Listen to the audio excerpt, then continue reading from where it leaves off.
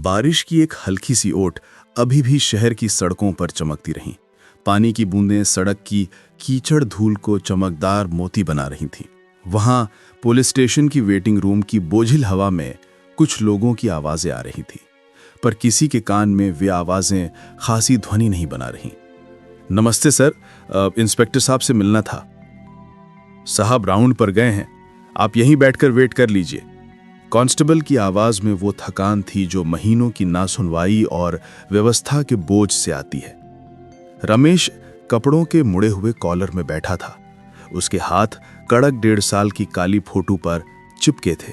उसी फोटो में उसकी बेटी रजनी मुस्कुरा रही थी, आंखों में सपने जैसे किसी दूर उजाले की झिलमिलाहट। रमेश की आवाज थिरकती थी, कानों में जैसे कभी चीज ना आने की उम्मीद हो, पर उसका दिल जोर से धड़क रहा था। मेरी बेटी गायब है, वो बोला, शब्दों में फंस गया पर आंखों में आग थी। कांस्टेबल ने आधा आधा मन स्वर में कहा, कब से सर? बुधवार की रात 8 बजे के आसपास। वो आईटी कंपनी में काम करती थी। आखिरी कॉल 8:30 पर आया।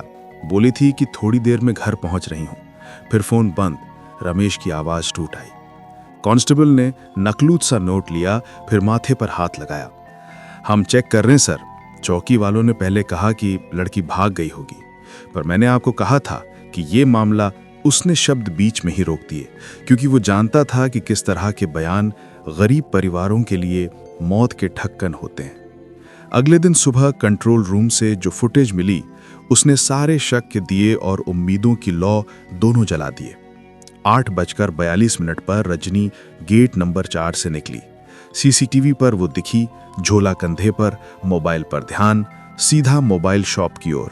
वहां कुछ मिनट रुकना, फिर अगली कैमरे फ्रेम में वो दिखाई नहीं थी।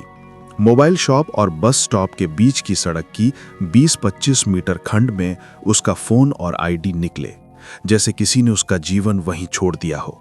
रमेश ने खुद बतला दिया था कि वो अगला 24 घंटा बस स्टॉप के पास ठगा सा बैठा था। दुकान वालों से उलझा, राहगीरों को देखता रहा, पर किसी ने कुछ नहीं देखा। स्टिकर, पोस्टर और छोटा सा पोस्टर वहीं लगे, पिता की उम्मीद की तरह कटा हुआ तथा हवा में लटका। 3 दिन बाद एक कॉल ने उनके घर की खिड़की से रोशनी भी छीन ली। नदी किनारे एक शव मिला है। पहचान हुई, रजनी शर्मा। पोस्टमार्टम रिपोर्ट पढ़ते हुए डॉक्टर की आवाज पत्थर की तरह कठोर हो गई। लगातार 3 दिन तक अत्याचार, निकले निशान बताते हैं कि अत्यधिक विंसा हुई है। रमेश के होंठ कांप गए और रूह से निकली आवाज अदालत सा बनती रही, डॉक्टर साहब, क्या हमें न्याय मिलेगा? डॉक्टर ने सिर झुकाया, आंखों में वही थकान जो सचेत करती थी कि न्याय सिर्फ कागजों में नहीं मिलना चाहिए। कहानी यहीं नहीं रुकी। रमेश ने जैसे तैसे दम कर लिया, पर शहर की हवा में कुछ और भी गूंज रहा था। रजनी का नाम जहां गया वहां शक्ति ने अपनी सफेद आंच दिखाई, क्योंकि आरोपी का नाम था अश्विन, एक उभरते हुए राजनेता का बेटा। किसी जिले में उसकी तिकड़म, पैसों की भीड़ और राजनीतिक दखल ने मामले को अलग ही दिशा दी। पुलिस के अंदर इंस्पेक्टर राघव की पीठ पर जिम्मेदारी और शासन प्रेरित दबाव का बोझ दोनों थे। ऊपर वालों ने कहा, मामले को धीमा रखो, मीडिया को कंट्रोल करो। मंत्री के फोन आए, संवेदनशील तरीके से देखें।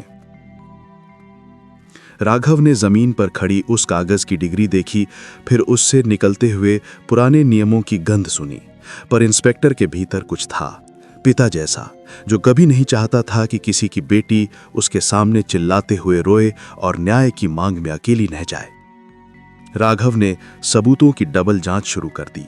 सीसीटीवी फुटेज के फ्रेम जूम किए, मोबाइल टावर के पिंग निकाले, एक एक गाड़ी की टाइप, उस लाल ऑडी की पहचान के लिए रूट एनालिसिस किया। उसकी टीम ने 3 गाड़ियों की सूची निकाली, 2 स्कूटर और एक लाल ऑडी, जिसने उस टाइम फ्रेम में लाइन पैटर्न में तेजी से उस रास्ते को पार किया था। लेकिन शिकंजा वहीं था। जब आप बड़े नाम और सत्ता के तले में चलते थे तो सबूत दिखाने वाले गवाह गायब हो जाते थे। दुकानदार जो रिचार्ज कराते हुए बताते थे, 20 बार बयान बदल गए। कुछ ने याद किया कि रात को किसी ने हाथ जोड़कर कहा, कुछ मत बोलो। फिर कोई नाम जुड़ा तो वो किसी और के पते पर ट्रेस हो गया, जैसे हवा में खो गया हो। फिर एक सुबह नन्ही सी आशा की एक किरण, किनारे की एक सीसीटीवी फुटेज में एक शख्स उतरा जिसे कैमरे ने पहचाना। वही लाल ऑडी। नंबर आंशिक था, पर कैमरे में रोल करते हुए प्लेट के अंतिम 4 अंक दिखे। राघव की टीम ने उसी रात उस नंबर के आधार पर रेड कर दी और पाया कि कार्ड वापस उसी मंत्री कार्यालय की ओर जाती है। वो डेटा मिलते ही प्रणाली में अलर्ट झंझना गए। मगर यही वो मोड़ था जहां सुरक्षा और सत्ता अपने दांत दिखाती है। मंत्री के वकीलों ने इस्तगासे भेज दिए। अदालत में प्रेस रिलीज और सांठ-गांठ हैं। ये सब राजनीतिक साजिश है, मंत्री बोले। मीडिया कुछ दिनों के लिए थम गया, फिर किसी और बड़ी न्यूज़ की तरंग पर भाग गया। पर सोशल मीडिया की गलियों में रजनी का नाम जलता रहा। रमेश ने हार नहीं मानी।